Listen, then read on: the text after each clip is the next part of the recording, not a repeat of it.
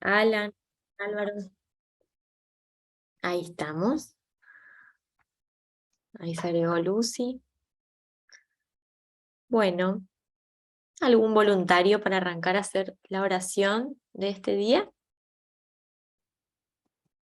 Sí, señora. Bueno, Rosalba, entonces.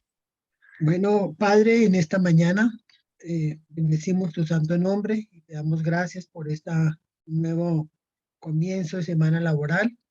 Y desde ya ponemos en tu presencia en nuestra clase que tenemos hoy con nuestra hermana Cintia y estamos dispuestos para que tú sigas hablándonos, nos sigas ayudando, Señor, en esta área tan importante para nuestros ministerios, Señor, y que podamos ser siempre perceptivos y capacitarnos nosotros para también poder ayudar a otros. En tu presencia dejamos esta clase y como siempre pedimos la dirección de tu Espíritu Santo y que tu sabiduría sea la que repose en nosotros. Todo lo pedimos, Padre, y lo agradecemos y dejamos esta clase en tus santísimas manos, en el nombre precioso de nuestro Señor y Salvador Jesucristo. Amén. Amén. Gracias, Rosalba. Bueno, buen día a todos. Buenas tardes, buenas noches a los que miren después.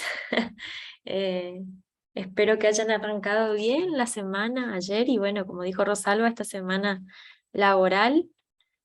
Acá es un día re lindo. Bueno, en realidad re lindo. Vieron que lo lindo o lo feo es una concepción nuestra, porque vieron que cuando está lloviendo o cuando está gris, dicen, ay, hoy es un día feo. A mí me encantan los días así.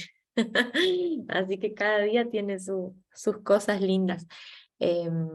Bueno, vamos a arrancar con esta nueva semana.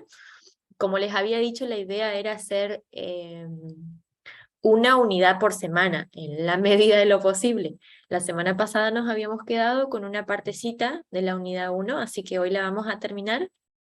Hola Lucy, tanto tiempo. Gusto verte. Eh, Una entonces, bendición verte, Cintia. hola Lucy. Abrazos.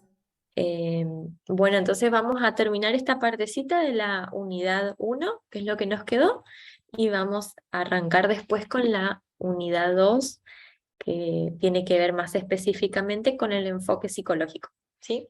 Yo les voy a compartir el Power. Yo le subí, bueno, en realidad Abraham es el que sube los Power. Yo le mandé a él un Power que fue el de la semana pasada. Ahí les agregué la bibliografía.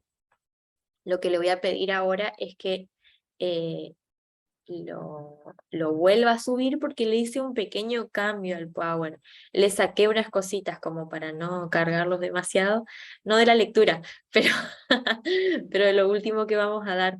Eh, Creo yo que no les di tanto para leer, traté de buscar lo menos posible, hay cosas que no les agregué, que bueno, que la idea es que se puedan nutrir también de la clase, de lo que vamos viendo acá, de la interacción entre unos y otros.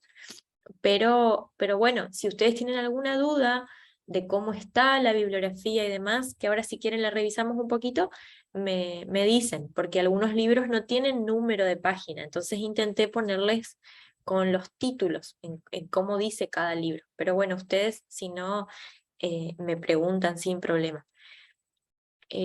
Bueno, les voy a compartir este y como les digo, tiene un pequeño cambio, no es nada muy extremo como para que los confundan y nada, solamente esto. ¿Se acuerdan que la vez pasada estuvimos viendo características de la consejería y del consejo cristiano? Lo último que habíamos visto es que cuáles eran estas características que tiene que tener o que tenemos que tener si queremos ser consejeros cristianos.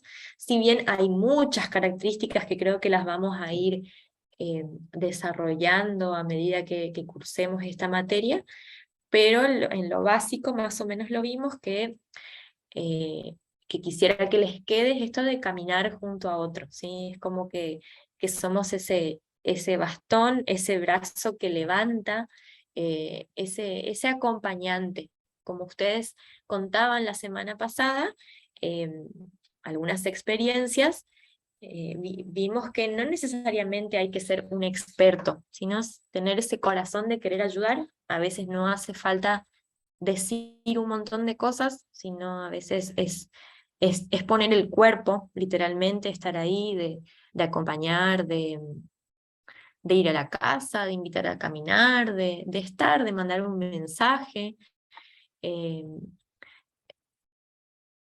no está todavía, bueno, no se preocupen entonces. Entonces no dije nada. Ahora cuando esté el material, eh, por el mensaje que mandaste recién, Ale, cuando esté el material, entonces ya va a estar subido este nuevo, así que no se preocupen. Bueno, entonces vimos que el consejero tiene ciertas características, que tiene que ser auténtico, que tiene que ser íntegro, que tenemos que tratar de tener el mayor amor posible por las personas, tener esa motivación de servir, que sea una motivación sana, como les habíamos dicho, que no tenga como esa parte quizás más carnal de querer saber, de ser como chusmas en la vida del otro, sino que tenga como esa intención sana de realmente servir y ayudar al otro y ser empáticos en la medida justa, como veníamos hablando.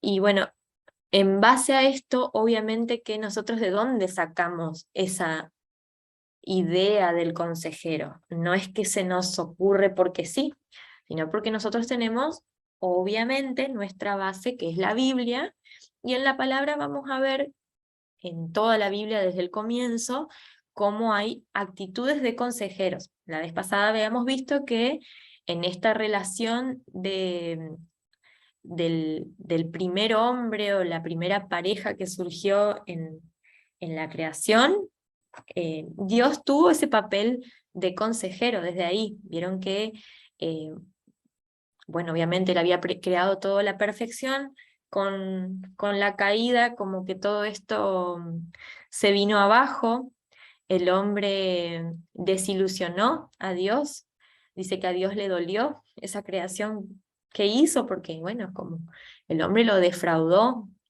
en toda esta perfección, como que vino a caerse todo esto que él tan lindo lo había creado, ¿no?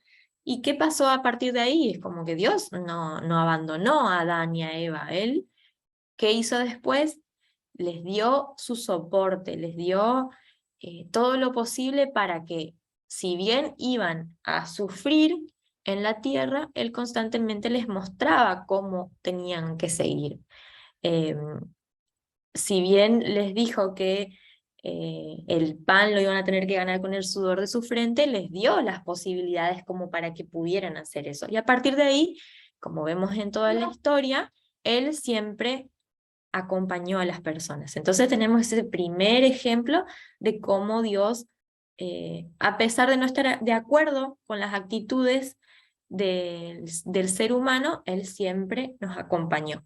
Y esa es una lección muy importante para nosotros. Vamos a ver que a lo largo de todo este caminar con alguna persona, van a haber un montón de cosas con las que nosotros no estemos de acuerdo, van a haber un montón de cosas que nos defrauden quizás de la persona, que ustedes digan, ay, pongo todo de mí y no hay ningún tipo de avance, esa persona hace todo lo contrario, o realmente hace estas cosas, y ustedes pueden tomar dos caminos en esto, o desilusionarse con el caminar, o entender que es parte de ese camino. Y el que más sabe todo esto, obviamente que es Dios, y nos dio sus ejemplos. Y vamos a ver cómo desde el Antiguo Testamento nosotros vamos a tener ciertos ejemplos. Yo les puse algunos nada más, porque la verdad es que es muchísimos los ejemplos, pero como para tener una pequeña guía. Vamos a ver, por ejemplo, cómo todos estos autores y, y los que vienen para adelante también, eh, tienen un ministerio que inspira a otros, ¿sí? Y vamos a ver que en este ministerio que ellos hacen como de guía espiritual en ciertas cuestiones, vamos a ver cómo la mayoría se defraudó, la mayoría, las personas no lo siguieron, pero eso no hizo que ellos decaigan en su ministerio. Vamos a ver, por ejemplo, eh, Noé, que fue uno de los ejemplos más claros de luchar contra la corriente, ¿no? Él mostró al pueblo el ideal perfecto de Dios. Eso lo vamos a encontrar en Génesis 6.2, 6.13, 6.12 y 6.13, en que él tenía como eh, el ideal perfecto de Dios para que ellos llevaran una vida diaria conforme a Dios. Sin embargo, ¿qué pasó? El pueblo no le hizo caso. Eso no hizo que Noé decaiga con esa tarea que le delegó Dios. Después vamos a ver, por ejemplo, en Abraham, ¿no? Que él luchaba con decisiones de su vida, tenía sus cuestiones personales en su matrimonio, con las crisis que atravesó con esta cuestión de ser el padre de la fe, ¿no? Con el tema de su hijo. Y obviamente que él atravesó un montón de crisis en toda su vida, en toda su historia. Pero sin embargo sabemos que él fue un gran líder, un gran empuje a su comunidad. Vamos a ver, por ejemplo, Jacob. Jacob tenía como una lucha consigo mismo, ¿no? Él tenía esto de su hermano, esta lucha con su suegro, con lo que a él le venía pasando como una cuestión interna de mucho conflicto. Sin embargo, vamos a ver que él, por ejemplo, fue un líder y una guía muy importante dentro de su familia. Ellos estaban dejando a Dios y los ideales de sus antepasados, y él como que se mantuvo ahí firme, ¿no? Con su Dios, como decía él. Eh, bueno, otro de los ejemplos es Proverbios, si quieren anotar como para después leerlos a estos pasajes, sobre todo Proverbios 11:14, Proverbios 12:20, Proverbios 15:22 y Proverbios 24:6. En estos pasajes, sobre todo acá, el autor de Proverbios resalta la importancia de que nosotros escuchemos con atención a los consejeros, ¿sí? No quiero que los leamos ahora, no porque no sean importantes, sino porque se nos va a ir mucho la hora, tenemos mucho para hablar, pero me gustaría que después ustedes los busquen para reforzar esta idea de este modelo bíblico ayudante. Bueno, Proverbios en general tiene como eh, un sentido común muy grande, ¿no? De que nos hace ver la importancia de la prudencia, del ser íntegros. Entonces, es un libro consejero, por decirlo de alguna manera. Y después, bueno, tuvimos otros, no sé, por ejemplo, Jeremías, Ezequiel, hay un montón de modelos bíblicos. Acá, por ejemplo, les puse Isaías, que Isaías obviamente que fue como ese líder espiritual para los políticos, para esos líderes políticos. Eh, Vieron que él, en toda su enseñanza, no es que le hicieron caso siempre estos líderes, pero él no, eso no le hizo a él desistir de su ministerio. Él siguió con la idea de siempre aconsejar. De una u otra manera, vamos a ver cómo estos personajes de la Biblia tenían ese empuje a tener esa imagen de Dios que era como el acompañar, el seguir, el ser perseverante en este aconsejar. Ya en el Nuevo Testamento vamos a ver que Jesús claramente fue el mejor modelo de este consejero. Más adelante, en las unidades que vienen, vamos a adentrarnos más en profundidad en lo que es Jesús como modelo de la consejería, pero ahora para tener una idea a grandes rasgos, vamos a ver cómo eh, Jesús nos da unas características importantísimas de lo que es la consejería. Vieron que Él nos da como, o sea, si nosotros nos ponemos a analizar la vida de Jesús como consejero, vamos a ver que hay características, como les decía, bien puntuales, bien importantes. Él, por ejemplo, lo que tenía es que trabajaba todo el tiempo hablaba con una variedad de personas y a él esto no le hacía nada, digamos, no le hacía ningún cambio en su personalidad. Él podía hablar desde el más intelectual hasta el menos inteligente, hasta el que tenía eh, menos capacidad de comprensión o el que creía que tenía mucho. Él tenía como tenía polos opuestos constantemente en cuanto a sabiduría, en cuanto a inteligencia, en cuanto a nivel social. Él hablaba con todas las personas con una soltura, con un lenguaje que obviamente que los que analizaron después esto se asombraban de cómo es eh, ese método de Jesús para acercarse, ¿no?, a todas estas personas. Vemos cómo la gente se acercaba a él tenía esa autoridad, que también es otra de las características que él nos deja como consejero, el tener autoridad, el hecho de no hacernos frágiles ante las situaciones complejas que atravesamos, con el acompañar a las otras personas. Él tenía desde las cosas más lindas, que era festejar el casamiento de un amigo, como también el enterrar a uno de sus amigos, ¿no? Sin embargo, él, a pesar de transitar todas las emociones, siempre se mantuvo firme. Él estaba constantemente en comunión con el Padre, que es lo que él, obviamente, que lo mantuvo eh, así como es Jesús, ¿no? Me quedo corta, obviamente que me quedo corta en decir todo lo que fue Jesús. Es nuestro único y mayor modelo. Simplemente les quiero decir algunas características que por ahí encuentro en este Jesús modelo. Eh, Como les decía, él tenía una capacidad para relacionarse con todas las personas y era realmente un ejemplo de ministerio, de consejero, de acompañante, de compasivo, empático. Pero algo importante que tenía también es que él tenía una capacidad confrontadora que, que no siempre es fácil tener. Y eso es muy importante dentro de un consejero. Uno tiene que confrontar con bases bíblicas y confrontar con la verdad. Vieron que la vez pasada hablábamos de qué es esto del aconsejar. Y el aconsejar siempre tiene que estar basado en la verdad. Nuestra verdad siempre va a ser Jesucristo. Y él siempre defendió esa verdad, diciendo que él es el camino, la verdad y la vida. La otra vez escuchaba a un pastor que decía que él había estudiado, se consideraba ateo primero, y él había estudiado filosofía, había estudiado un montón de autores, y dijo como que nada le convencía, y dijo, bueno, yo voy a estudiar la Biblia a ver qué dice.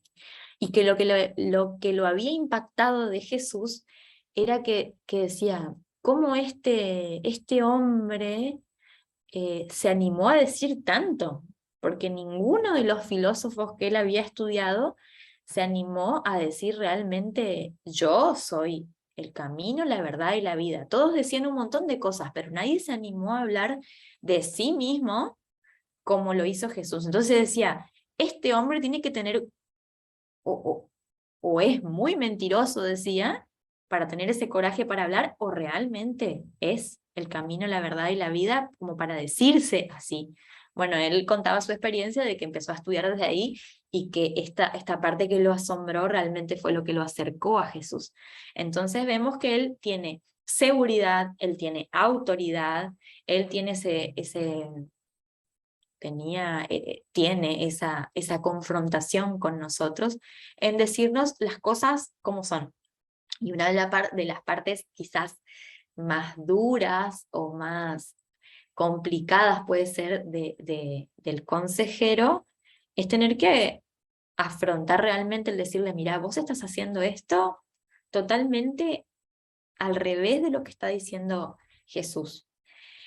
Y capaz decir eso no puede ser tan difícil, pero ¿qué viene después de eso? Sí, porque entonces, ¿qué hace la persona? ¿Qué hacemos? ¿Qué le decimos?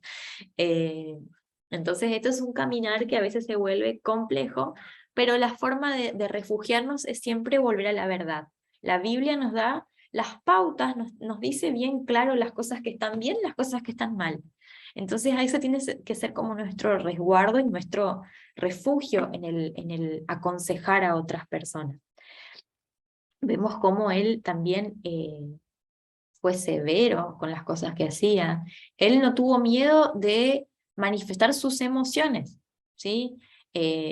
Jesús se alegró, Jesús se sintió morir, él tuvo bronca y tiró todas las cosas para afuera, él no tuvo problema en manifestar esas emociones.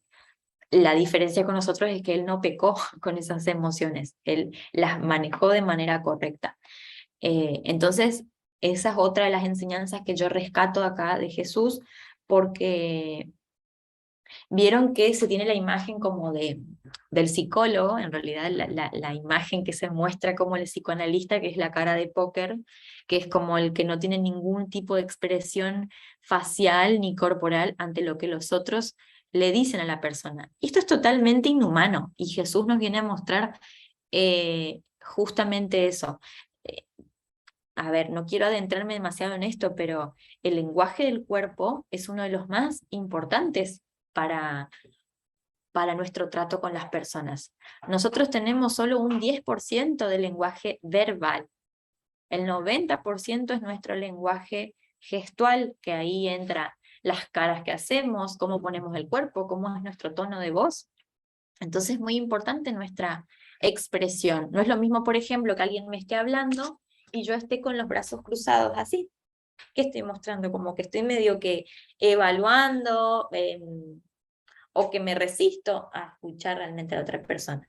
Cuando realmente hay interés, nuestro cuerpo se relaja, nuestro cuerpo se tiende como a acercar más a las personas. Ahí está donde con ciertas personas puede que haya un poco de contacto físico, como agarrarle la mano, darle el abrazo. Sí, hay un montón de cuestiones que son expresivas. Si quieren un día, como si nos queda un poco de tiempo y ustedes traen también esto, podemos hablar un poco de cómo es este lenguaje corporal. Pero a lo que voy con esto, resumiendo un poco, es que Jesús nos muestra eh, esa compasión, ese lenguaje, si bien nosotros no lo vemos a Jesús, podemos imaginarnos cómo Él era con las personas, ¿no? Si se supone que si es compasivo, no estaba mirando de una manera soberbia, al contrario, Él estaba entre la gente, ¿no? Entonces nos podemos imaginar a un Jesús totalmente cercano a las personas, una persona accesible. Entonces nos da ese modelo de que nosotros, obviamente que no tenemos que estar en una actitud de soberbia, sino ser accesibles a la gente. Y eso es algo que se va construyendo y quizás no nos salga de buenas a primera el ser accesible con todas las personas. Hay una parte en la que tenemos que saber es que como no somos Jesús, no somos Dios, vamos a tener obviamente nuestras limitaciones. Entonces, algo que no nos tiene que frustrar es que quizás no podamos trabajar con todas las personas de la misma manera. Vamos a tener un poco de alianza quizás más con uno que con otros. Y eso es algo totalmente normal y no nos tiene que frustrar el trabajo. Es decir, no, mira, con esta persona no hay caso. Pero a veces se puede dar porque la persona se resiste y a veces simplemente se puede dar porque eh, no hay total, como se suele decir, una cuestión química, porque también se atraviesan un montón de cuestiones físicas entre todo esto, pero a veces no se da con una persona que la otra persona se suelte con nosotros, pero sí se puede soltar con alguien más. Entonces ahí está el punto de tener como, no trabajar solos. Eso no quiere decir que de un solo caso tenemos que saber un montón, no, pero que por ahí podamos tener la idea de derivar, de plantearle la posibilidad de que haya otra persona, ¿sí? Es como entender nuestras limitaciones. Algunos, por ejemplo, les puede encantar trabajar con niños, otros no. Algunos les puede encantar trabajar en discapacidad, por ejemplo, y algunos sienten que eso es muy frustrante y no lo quieren hacer, etcétera. Hay un montón de casos. El tema es que podamos nosotros ir conociéndonos en cuáles son también nuestros intereses y que no todo lo que hagamos sea como forzado, ¿sí? Van a haber situaciones en las que a veces nos va a gustar menos que otras en el trabajo, pero en eso tenemos que ir conociéndonos como para que hagamos este trabajo, esta labor, eh, con el mayor ánimo posible, no que todo nuestro trabajo sea, uy, de nuevo me toca este caso, uy, de nuevo, bueno, ahí es a replantearnos si este es nuestro camino, ¿no?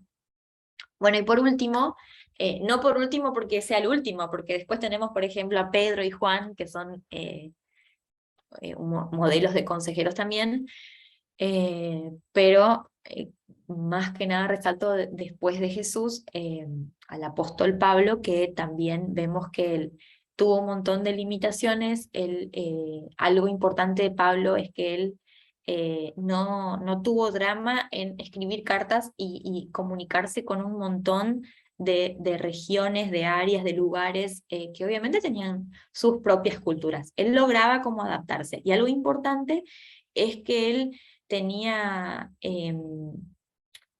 un, un ministerio relativamente corto, ¿sí? Entonces él nos demuestra que hay un inicio y hay un fin en este acompañamiento. El acompañamiento puede darse toda la vida. Hay gente que se vuelve muy dependiente y termina un problema y arranca otro.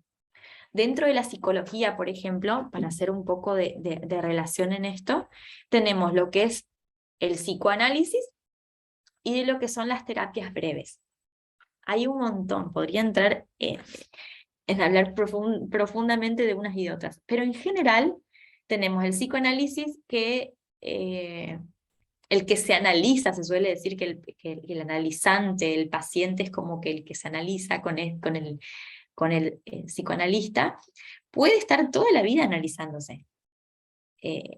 No hay como un motivo de consulta, vamos a trabajar sobre esto durante este tiempo y después te vas a ir solito. Puede que haya un motivo de consulta, pero después sigue y sigue y sigue. Toda la vida puede analizar. Hay gente que se analiza toda la vida. No sé si está mal. Son diferentes concepciones, ¿no?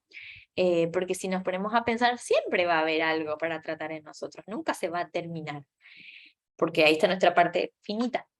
Sin embargo, dentro de las psicoterapias están las terapias breves, en las que uno se plantea un propósito, un objetivo junto al paciente, y una vez logrado ese objetivo, damos por finalizada la terapia. Se consideran psicoterapias breves, que van más o menos desde los 6 meses hasta los 2 años, como mucho, dependiendo de la situación. Hay casos más complicados que requieren más tiempo y unas cuestiones más simples. Pero se considera que no es necesario trabajar muchísimo tiempo con el paciente porque el paciente se vuelve dependiente. Entonces, si todo el tiempo buscamos como un motivo para trabajar, van a ver, nuestra idea, como yo les decía desde el primer momento, es ser un bastón. Entonces, acompañamos, pero la idea es que después nuestro aconsejado camine solo. Solo en una forma de decir, obviamente que nosotros vamos a empujarlo a que constantemente camine con Dios. Pero si nosotros nunca soltamos, o si esa persona nunca nos suelta, ¿cómo puede crecer espiritualmente? No puede, porque se supone que tiene que tener alimento más sólido después. Si nosotros todo el tiempo, toda la vida, vamos a estar con alguien que está ahí, es como que, como dice la palabra, que siempre toma leche. Entonces nuestro objetivo tiene que ser puntual. Aparte porque también nos puede generar mucho desgaste emocional a nosotros mismos. Y ahí está la parte de también tener cuidado con nosotros porque pueden ir surgiendo un montón de casos, no solo uno. Entonces imagínense si tenemos 20 casos durante 10 años, no estaría bueno para nosotros ni para las otras personas.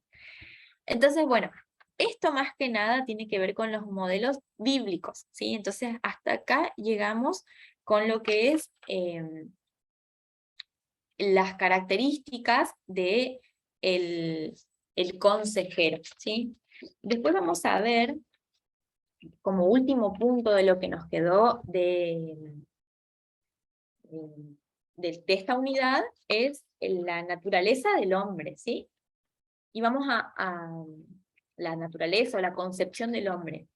Y vamos a ver que esto es una pequeña introducción, si se quiere, a lo que vamos a ir tratando después en la otra unidad. Una unidad siempre va a estar, como les decía, relacionada con la otra. Puede que en la segunda toquemos temas de la primera y así, porque obviamente que esto se trata de una sola cátedra, una sola materia. Entonces, bueno, en esta naturaleza del hombre, como les decía, nosotros a veces nos vamos a decepcionar o nos va a sorprender lo que es la actitud humana. Ustedes no se imaginan, o sí se imaginan, muchos que trabajan, la cantidad de cosas que uno puede llegar a escuchar.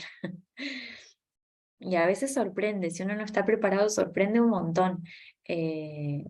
Pero bueno, les anticipo que traten de trabajar esa sorpresa y no le hagan. Esa sí es una parte de la expresión que tenemos que cuidar, que no nos esté contando y nosotros con los ojos así abiertos como dos huevos fritos. A ver, ¿qué me estás diciendo? Sino tratar de mantener una actitud calma frente a las cosas que podemos llegar a escuchar. Bueno, una de las cosas creo que de las que más se ha planteado el ser humano a lo largo de la historia es de dónde viene el hombre.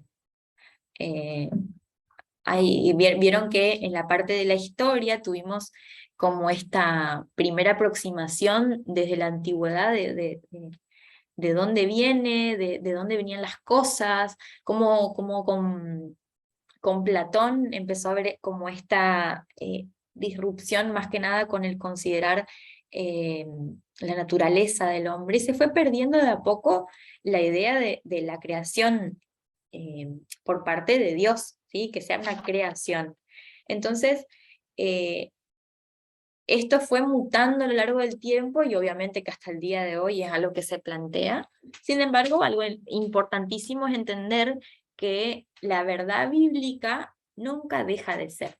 Entonces vieron que a lo largo de la historia pasaron un montón de teorías, si bien algunas, como la teoría de Darwin todavía, como que sigue dando vueltas entre nosotros, la que se mantiene firme y que no muta es la creación por parte de Dios.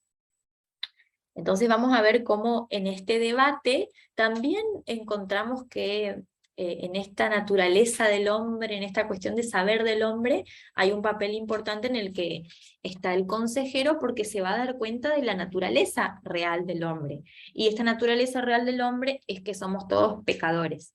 La naturaleza primera, obviamente que para nosotros es creación de Dios, y ahí es donde en las cosas que vamos a ir viendo y tratando nos vamos a dar cuenta de qué tan finitos y qué tan carentes somos. Este consejero va a ver, vamos a ver, ustedes van a ver lo mejor de las personas y lo peor de las personas.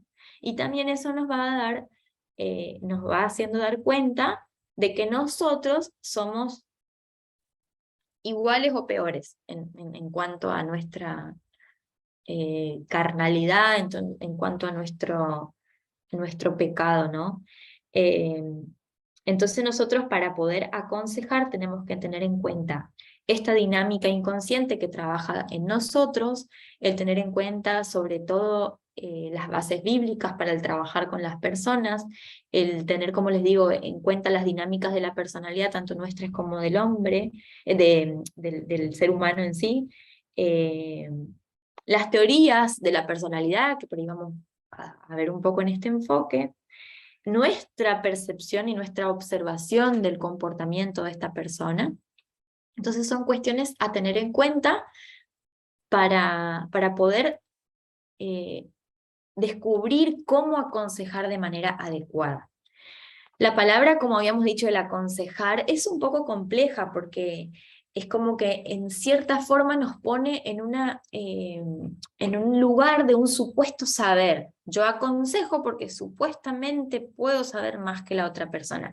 Y no es así.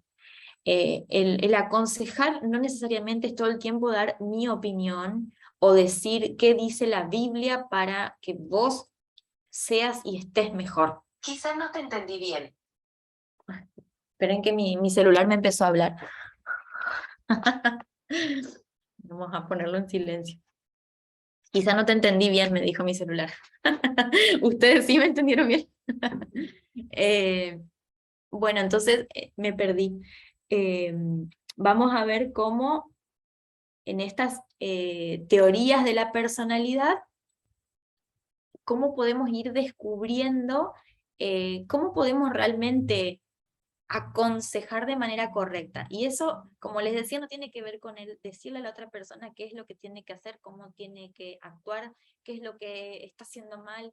Si bien sí, en parte tiene que ver con eso, porque nosotros tenemos nuestra base bíblica que nos da como la autoridad, en cierta forma, para mostrar en qué puede estar equivocado. Y bueno, se supone que si nos busca también en parte es porque puede aceptar nuestro punto de vista.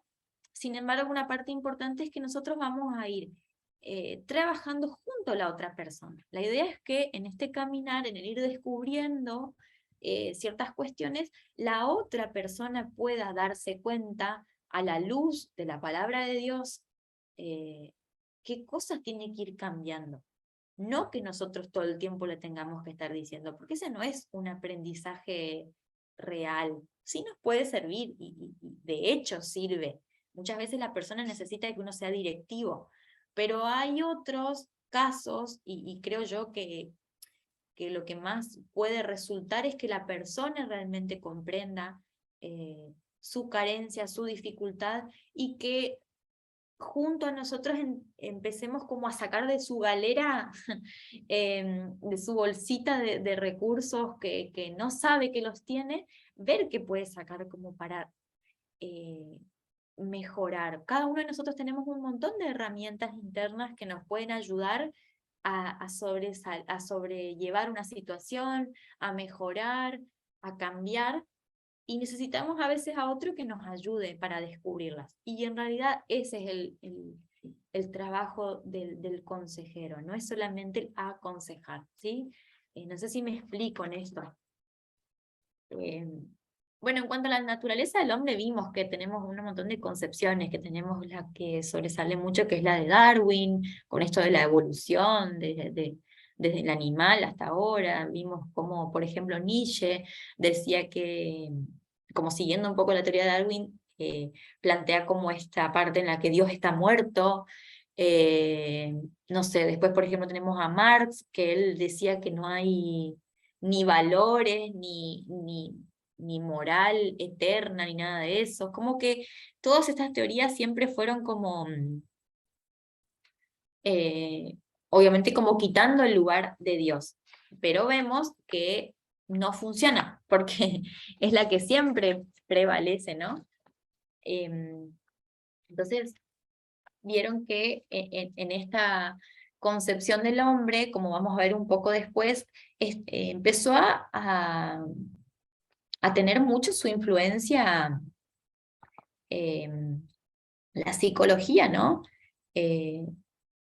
Y entre todo esto vemos cómo la psicología forma tanta influencia que es como que se va dejando de lado la idea cristiana de lo que es el hombre.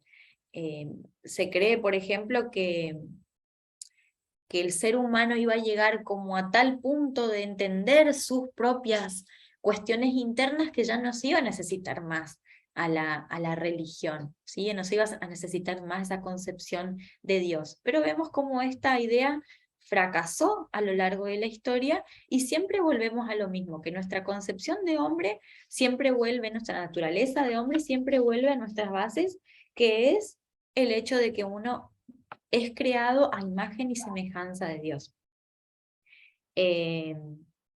La Biblia obviamente muestra que nosotros somos creados a imagen y semejanza de Dios y que nosotros podemos empezar a conocernos a nosotros mismos si empezamos a conocer a ese ser que nos creó. Esa es nuestra forma de ir entrando en esta concepción de ser humano, de pecador, de falta, de ser en falta, porque vemos la grandeza de Dios.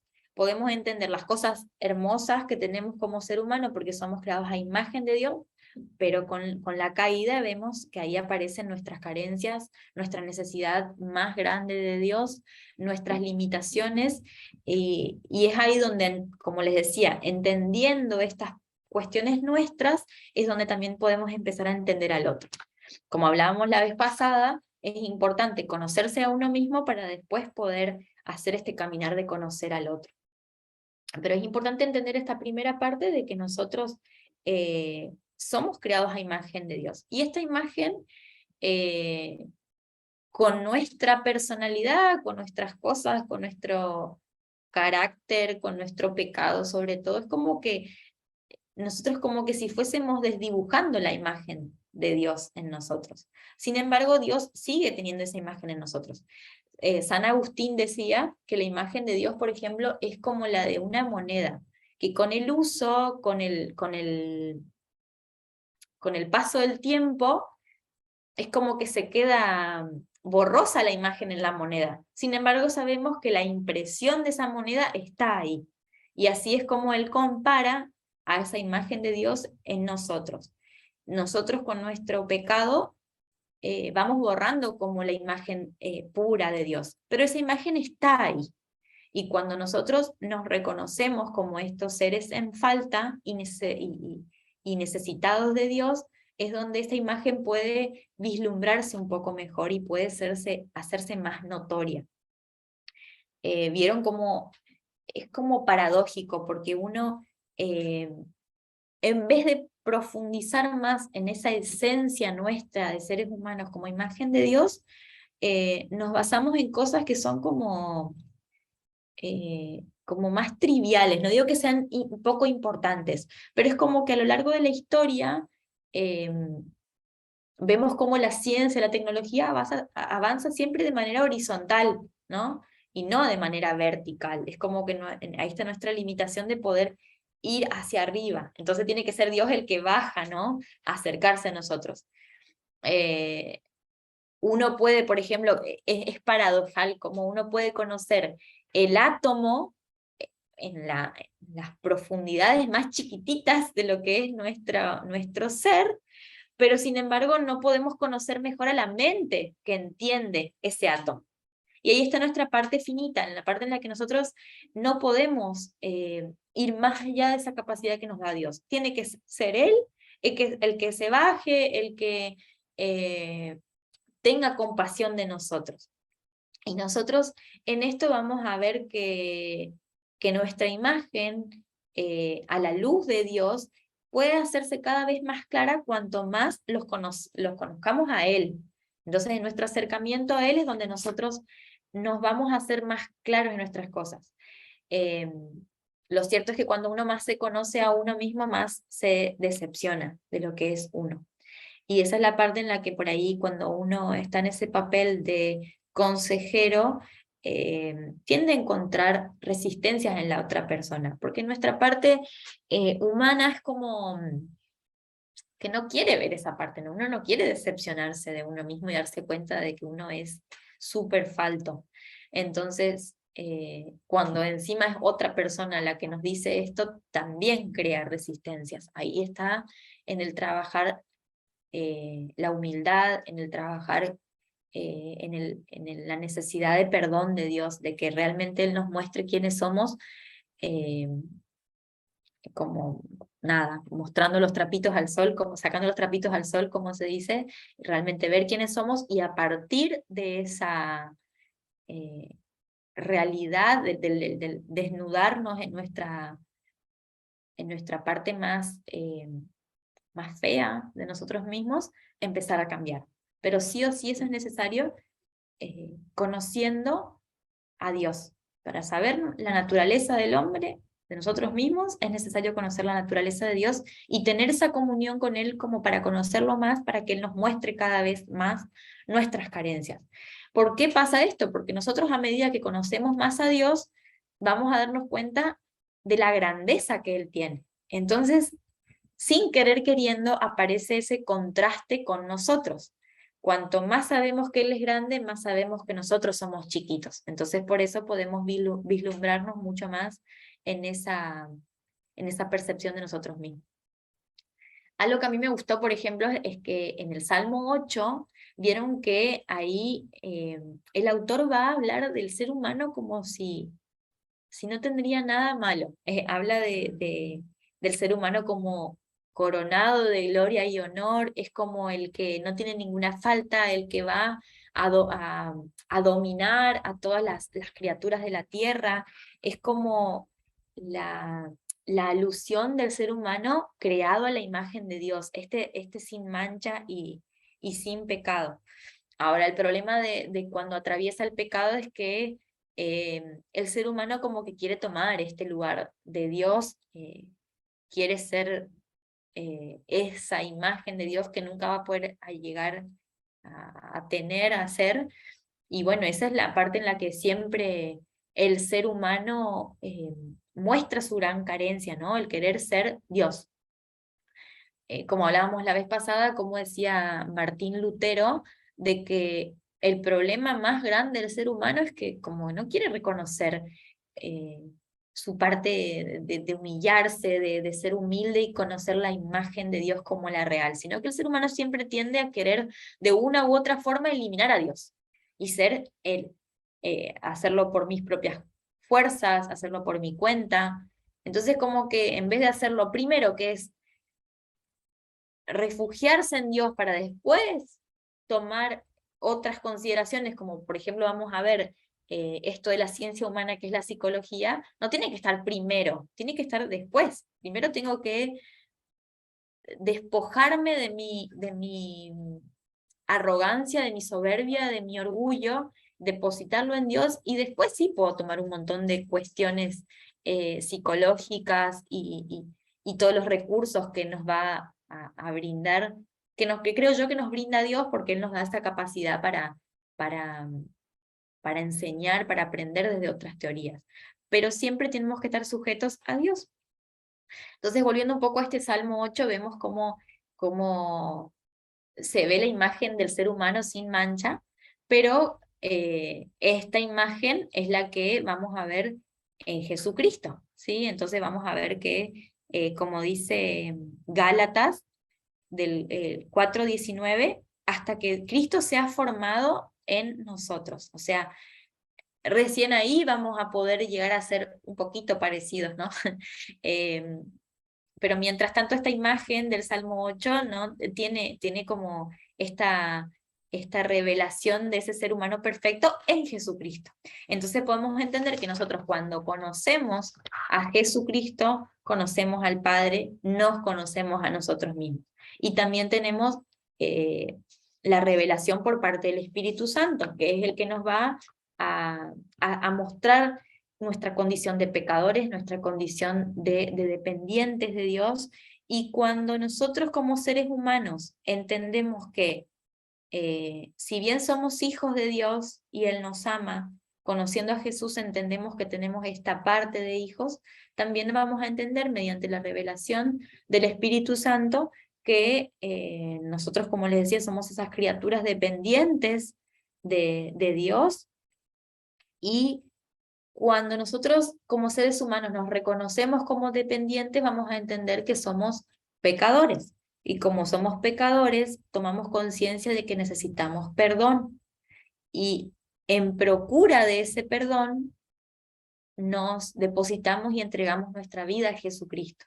Y cuando nosotros entregamos nuestra vida a Jesucristo, aparece de una manera más fácil la capacidad de cambio.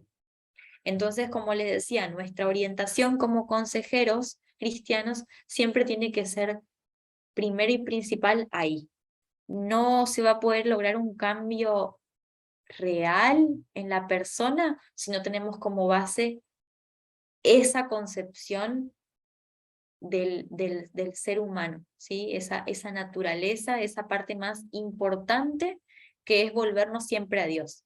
Entonces, en resumen, para conocernos, para conocer a nuestro aconsejado, tenemos que volver a conocer a esa base que es conocer esa imagen de Dios y enseñar a nuestro aconsejado a que mantenga esa comunión con Dios. Al tener esa comunión con Dios, con el ejemplo de Jesucristo, con la revelación del Espíritu Santo, es donde esa persona va a poder iluminar, Dios va a poder iluminar en esa persona todas esas carencias. Y es ahí donde va a tener la humildad para que nosotros podamos aconsejar. Porque si no, siempre va a estar esa parte como humana en la que uno pone resistencia, ¿sí? En la que el otro, ¿qué me va a venir a decir? ¿Por qué me va a enseñar esta persona? ¿Será que realmente me va a decir algo que sea lo correcto? ¿Cómo puedes venir a decirme algo si no me conoce? Y un montón de resistencia. Entonces, para que baje esa resistencia, lo primero es siempre volver a Dios. Bueno, esto más que nada fue como un resumen de lo que es esa concepción del hombre, que es muchísimo. Y así damos por finalizada nuestra unidad 1. Acá, como les voy a mostrar, está la bibliografía, que es la obligatoria, y que son los 3 libros. Parece un montón, pero no es mucho. Así que van a ver que ahí tienen las páginas, que son poquititas. Y bueno, como les digo, estos 2 libros tienen las páginas, y el último, que es el Ministerio del Pastor Consejero, no tiene páginas, pero traté de ponerlo lo más explicado posible, que el libro está dividido como en partes, y dentro de la parte 1 está también dividido por otras partes más chiquititas, por eso le puse parte 1, de la parte 1, la primera parte, que es ese 1, y después de la parte 1, la tercera parte, ¿sí? Entonces, como esos pequeños titulitos los que tienen que leer. Bueno, dicho esto, terminamos la unidad 1.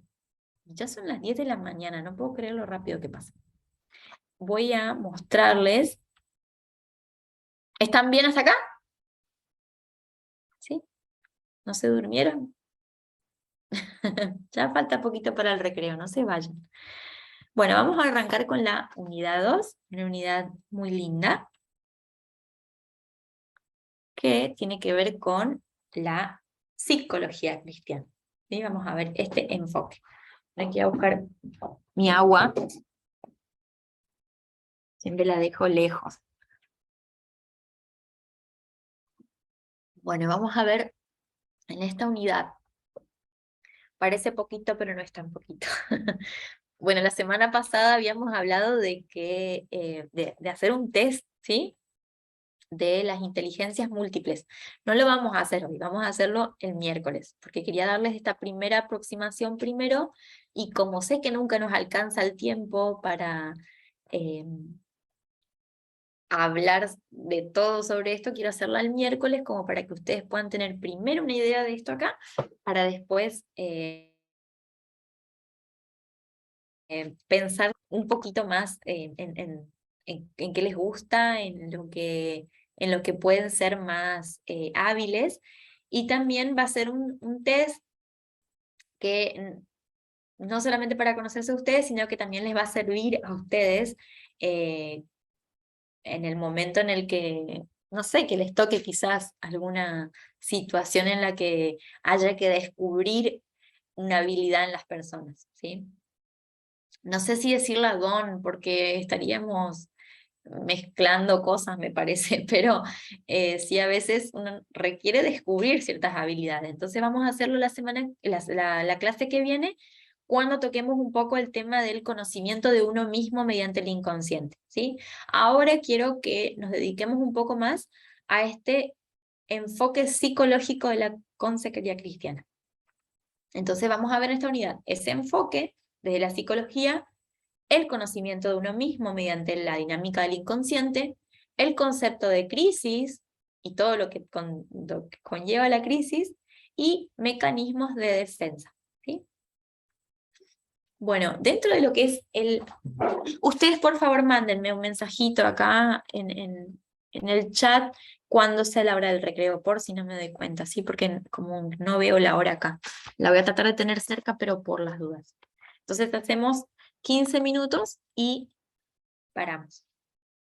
Bueno, el enfoque psicológico. Vieron que entre lo que vinimos hablando aparece, como les decía, claramente nuestra parte teológica, religiosa, cristiana, y la idea del acoplar a la psicología a esto. Y esto generó y genera hasta el día de hoy un montón de debates de que si son enemigos o aliados, el cristianismo y la psicología. A lo largo de todo este tiempo, escuché, y seguramente ustedes también, de cómo hay gente que defiende a morir la idea de que la psicología, por ser ciencia humana, tiene que estar totalmente alejada del cristianismo. Después hay otros que son un poco más flexibles, como vamos a ver, que tratan de incorporar ciertos conceptos de la psicología para trabajarlos en las personas que vamos a aconsejar. Y después hay otros que van al otro extremo en el psicologizar al cristianismo, que por ahí esa es la parte en la que se cuestiona, o la parte que se utiliza como para cuestionar que la psicología no debe estar dentro del cristianismo. Acá cada uno de ustedes, me gustaría que vaya pensando qué idea se les puede ocurrir en cuanto a esto. ¿Son enemigos o son aliados? Como vamos a ver, el origen de la psicología no tiene no es un origen religioso, no es un origen cristiano. Entonces, por eso es tan cuestionado. Pero vamos a ver cómo, a pesar de esta enemistad que puede haber, hay una alianza, ¿sí? Creo que ustedes ya se dan cuenta de que si estoy yo hablando acá es porque tiene que haber cierta alianza, si no, ¿qué estoy haciendo acá? Entonces, bueno, para ir poniéndonos un poco en sintonía con esto, como les decía, en la unidad 1, en lo que estábamos viendo, en esta concepción del hombre, había como un interés siempre hubo un interés en conocer el origen del hombre, y en este origen del hombre descartar a Dios de todas estas cosas. Siempre se creyó que cuando cuando toda la personalidad iba a ser como psicoanalizada, se iba a llegar a un nivel de conciencia humana en la que no iba a necesitarse como esta muleta religiosa.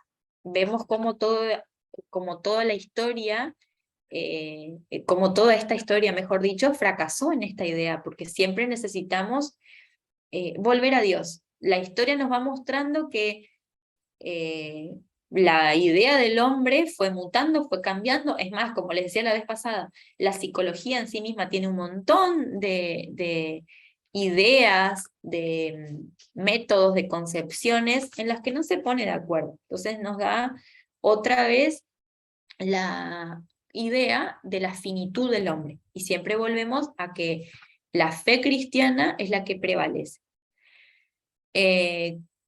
El ser humano, la idea era que se valga por sí mismo. Siempre tenemos esta idea de que el ser humano tiene todos los recursos, dentro de la psicología, y es que el ser humano tiene todos los recursos para salir adelante y valerse por sí mismo. Entonces, esa es la parte en la que se ve como enemistad con el cristianismo, porque nosotros sabemos como cristianos que somos totalmente dependientes de Dios.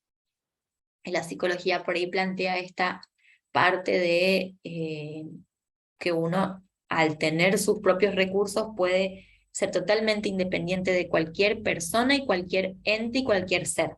Esta es la parte en la que tenemos que entender que hay enemistad.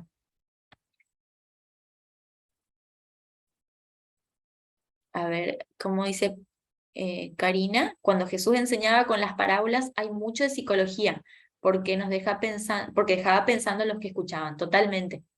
Totalmente, él es un gran ejemplo de cómo utilizaba un montón de métodos. Vieron que la vez pasada yo les decía que John MacArthur, por ejemplo, es el que a rajatabla defiende que la psicología es como ser ciencia humana, no debe ser metida dentro del cristianismo.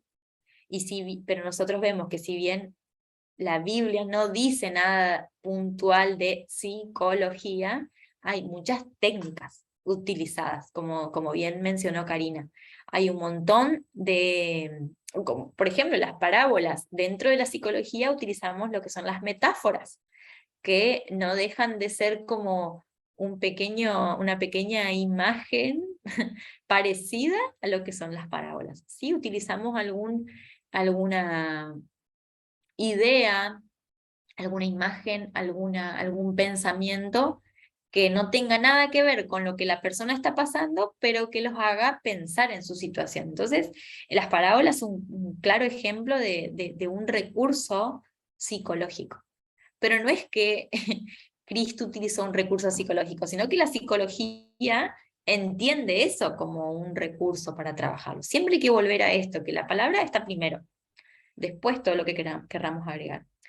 Entre todo esto de lo que es la historia, vamos a ver que bueno, uno de los que ustedes ya conocerán como nombres fue Sigmund Freud, que fue el creador del psicoanálisis, y en resumidas cuentas, él era de familia judía, y él fue a contrarrestar todo esto. Es como que dentro de su estudio, él empezó como a darse cuenta de cosas que iban más allá, y bueno, y esto lo llevó a un ateísmo. Por eso tanto se cuestiona este origen, porque él fue como en contra de todo lo que es la religión. Es más, él en 1913, en una de sus obras que se llama Tótem y Tabú, él viene acá como a mostrar cómo el hombre necesitó la religión para compensar ciertas culpas.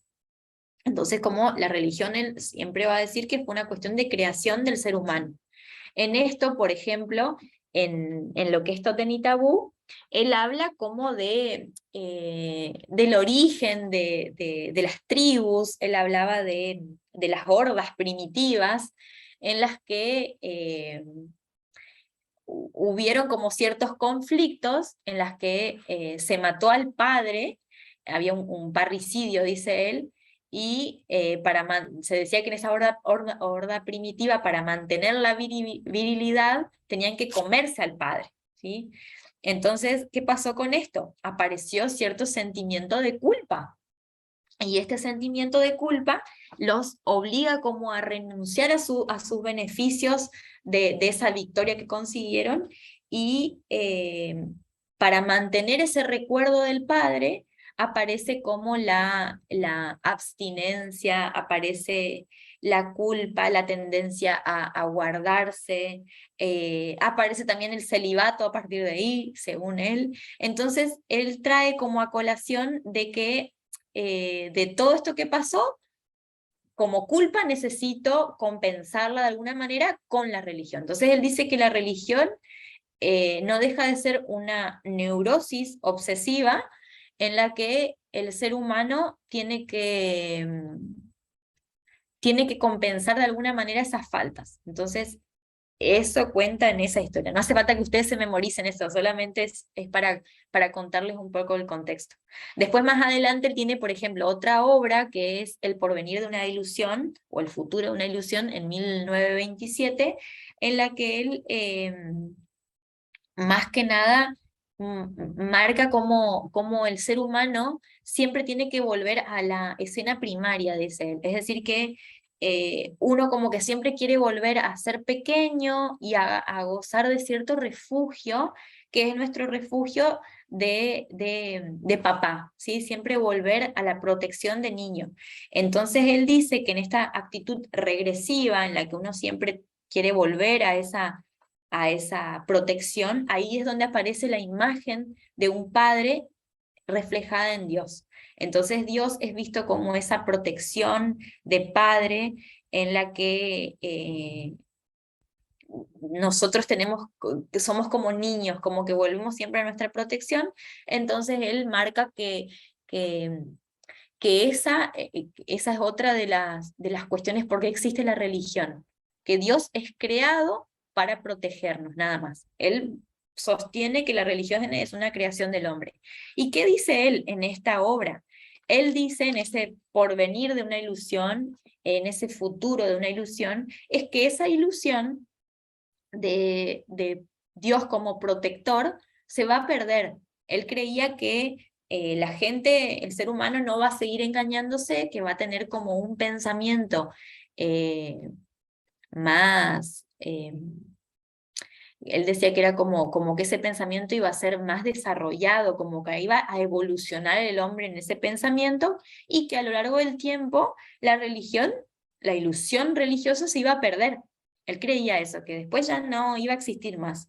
Y vemos cómo, obviamente, que él se equivocó, y como en el tercer milenio se viene a replantear todo esto, incluso darle un énfasis más grande, por algo nosotros estamos hablando hoy de esto.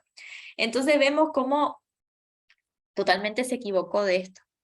Y algo que me hace pensar es que, por ejemplo, en relación a Colón, Freud y Colón se equivocaron en un montón de cosas. Sin embargo, se supone que uno descubrió América, y no quita que haya descubierto América, no sé si fue así o no, pero según la historia, y Freud descubrió la dinámica inconsciente. Entonces, si bien él se equivocó, ambos se equivocaron, hubieron descubrimientos que hasta el día de hoy se siguen utilizando. Y esa es la parte en la que nosotros vamos a tomar esta parte de la psicología, del psicoanálisis en este caso. Freud se equivocó, fue ateo, no tiene nada que ver con nosotros. Hay un montón de cuestiones en las que nosotros no vamos a estar de acuerdo, pero así también hay un montón de cuestiones en otras cosas en las que no estamos de acuerdo. Y no por eso no tomamos ciertos recursos que nos pueden brindar las ciencias humanas, ¿sí? Entonces, ahí es donde esta parte de la consejería cristiana y el enfoque psicológico van a tomar de la psicología. Vamos a entender que la dimensión inconsciente, que fue lo que Freud descubrió, es algo que sin duda lo descubrió, más allá de sus concepciones. Entonces, ahí donde nosotros vamos a focalizarnos, ¿sí?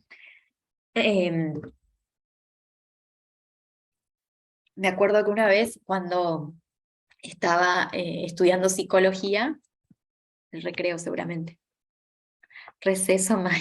Sí, ya los dejo. Les cuento esto nada más y les dejo.